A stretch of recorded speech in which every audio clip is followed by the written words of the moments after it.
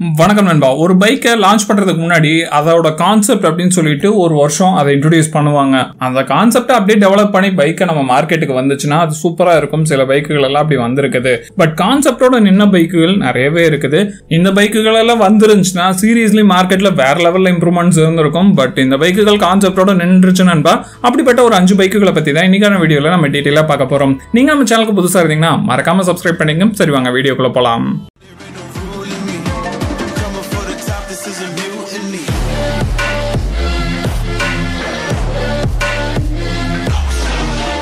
லிஸ்ட்ல ஃபர்ஸ்டா பார்க்க போறது கவாசாகியோட ஜே கான்செப்ட் அப்படிங்கிற ஒரு பைக் தான். கவாசாகி கம்பெனி ஆல்மோஸ்ட் பாத்தீங்கன்னா சூப்பர் பைக்குகளை மட்டும் தயாரிச்சுட்டு இருக்காங்க. கவாசாகி தரப்புல இருந்து 4 வீல்ல ஒரு பைக் கான்செப்டா கொண்டு வந்தாங்க. அது ஜே கான்செப்ட். இந்த ஜே கான்செப்ட்ல இருக்க 4 வீல் இருக்க பைக்ல முக்கியமான ஒரு விஷயம் என்ன, அனிமேஷன் வீடியோவா விட்டுருந்தாங்க. அந்த அனிமேஷன் வீடியோ பார்த்த நிறைய பேருக்கு தெரிஞ்சிருக்கும். இப்போ கூட அந்த அனிமேஷன் வீடியோ தான் போட்டுட்டு இருக்கிறேன். நார்மலா ஓட்டும் போது ஒரு கம்ப்யூட்டர் வெஹிக்கிள் மாதிரி இதை வந்து ஓட்ட முடியும். இல்ல நான் ரொம்ப ஃபாஸ்டா ஓட்டணும் அப்படின்னு நினைக்கிறவங்களுக்கு இது ஸ்போர்ட்ஸ் மாடல் பைக் மாதிரி அக்ரெசிவான ரைடிங் பொசிஷனுக்கு போயிடும். அது மட்டும் இல்லாம ஏரோடைனமிக்ஸ் இந்த மாதிரி மற்ற விஷயங்கள்ல பெர்ஃபெக்ட்டா பண்ணியிருந்தாங்க. அதுக்கேற்ற மாதிரி அனிமேஷன் கொடுத்திருந்தாங்க.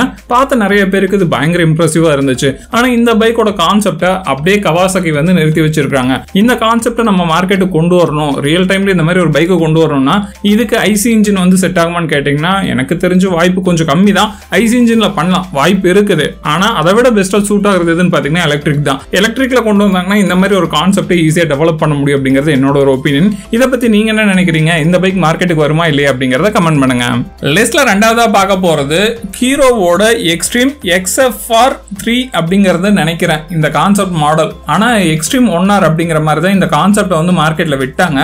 ஆக்சுவலா இந்த கான்செப்ட்ல இருக்கிற இந்த கரிஷ்மா மாடல் இருக்குதுல, இதை 150 சிசில நம்ம மார்க்கெட்டுக்கு கொண்டு வந்திருக்காங்க. ஆனா உண்மை சொல்ல போனோம்னா இது 300 சிசில வர வேண்டிய ஒரு bike.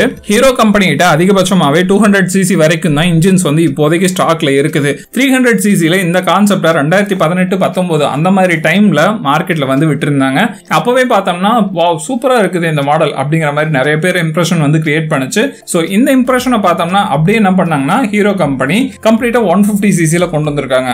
Maybe hero company 300 சிசில extreme மாடலை கொண்டு வந்தாங்கன்னா இந்த மாதிரி கான்செப்டை கொஞ்சம் ட்ரை பண்ணாங்கன்னா நல்லா இருக்கும். ஆல்ரெடி இருக்கிற 150 சிசில இருக்க கான்செப்டை விட இன்னும் கொஞ்சம் அக்ரெசிவா கொண்டு வந்தாங்கன்னா நல்லா இருக்கும் அப்படிங்கிறது எனக்கு தோணுது.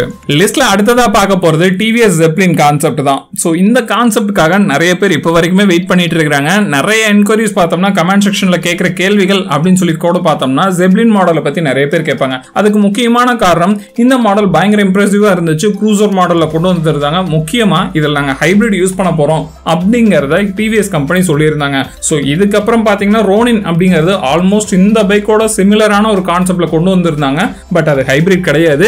பட் டிவிஎஸ் ஜெப்லின் பார்த்தோம்னா அப்படியே கான்செப்ட் அப்படியே நின்னுட்டு இருக்குது. இதுக்கு ஃபியூச்சர்ல ஒர்க் பண்ண போறாங்களா இல்லையா அப்படிங்கறதும் தெரியல. அதை பத்தி எந்த அப்டேட்டும் இல்ல. மேபி ஒர்க் பண்ணாங்கன்னா இந்த பைக்கை கொண்டு வரதுக்கான வாய்ப்புகள் இருக்குது அப்படிங்கறது தான் சொல்ல முடியும்.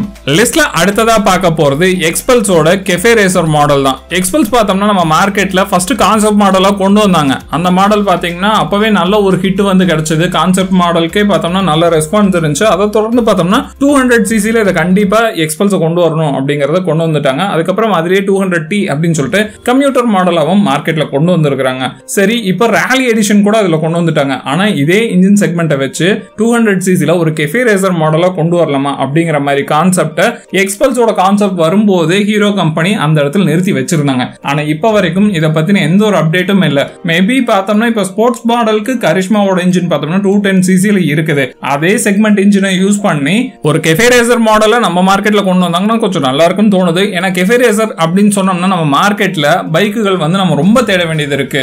இப்ப மார்க்கெட்ல லோ பட்ஜெட்ல இருக்கிற கெஃபே ரேசர் மாடல்ஸ் அப்படின்னு எடுத்து பார்த்தோம்னா ஹஸ்குவானா கம்பெனில மட்டும் தான் கெஃபே ரேசர் மாடல்ஸ் இருக்குது. அதை தவிர்த்து வேற எந்த மாடலும் கிடையாது லோ பட்ஜெட்ல. ஹை பட்ஜெட் போகும்போது கெஃபே ரேசர்ஸ் இருக்கு. பட் பட்ஜெட் ஃப்ரெண்ட்லியா அப்படின்னு சொல்லி பார்க்கும்போது எந்த மாடலும் இல்ல. ஏன்னா ஸ்ப்ளெண்டர் கிளாசிக் ப்ரோவையும் க்ளோஸ் பண்ணிட்டாங்க. சோ அதனாலதான் சொல்றேன் மேபி இந்த கான்செப்டை எக்ஸிக்யூட் பண்ணாங்கன்னா கொஞ்சம் நல்லா இருக்கும் அப்படிங்கிறது என்னோட ஒரு ஒப்பீனியன். லிஸ்ட்ல கடைசியா பார்க்க போற வண்டி யமஹாவோட ஹைப்பர் ஸ்லாஷ் அப்படிங்கிற கான்செப்ட் மாடல் தான். ஆல்ரெடி யமஹாவோட M/H ஸ்லாஷ் அப்படிங்கிற பைக்கை வந்து பாத்தீங்கன்னா இந்தோனேஷியா, அதுக்கப்புறம் தாய்லாந்து இந்த மாதிரி நாடுகள்ல வந்து சேல் பண்ணிட்டு இருந்தாங்க. இப்போ டிஸ்கன்டினியூ ஆயிடுச்சு. MT-15 வந்து கொண்டு வந்து M ஸ்லாஷை வந்து முடிச்சிட்டாங்க. அதுக்கு இன்பிட்வீன் கேப்ல பார்த்தோம்னா ஹைப்பர் ஸ்லாஷ் அப்படின்னு சொல்லிட்டு ஒரு கான்செப்டை மார்க்கெட்ல விட்டாங்க.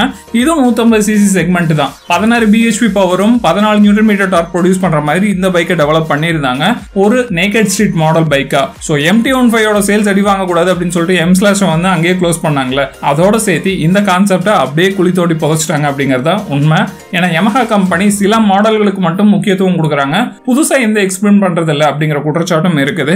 மேபி இந்த ஹைப்பர் ஸ்லாஷ் அப்படிங்கிற இந்த மாடல் ஒரு வேளை கொண்டு வந்திருந்தாங்கன்னா இந்தியன் மார்க்கெட்டுக்கு வரதுக்கு வாய்ப்பு சுத்தமாவே இல்லை நண்பா. ஏன்னா இந்த மாடல் கம்ப்ளீட்டா இந்தோனேஷியா, அதுக்கப்புறம் தாய்லாந்து இந்த மாதிரி மார்க்கெட்ல தான் சேல் பண்ணிருப்பாங்க அப்படிங்கிறது தான் நிதர்சனமான உண்மை. ஓகே நண்பா, ஒரு வழியா வீடியோவோட கடைசிக்கு நம்ம வந்துட்டோம். இந்த வீடியோ பத்தின கருத்துக்கள் வரவேற்கப்படுது. வீடியோ பிடிச்சிருந்துச்சுன்னா சொல்ற மாதிரி தான் மறக்காம லைக் ஷேர் கமெண்ட் பண்ணுங்க. அடுத்த வீடியோல மீட் பண்ணலாம். டாடா.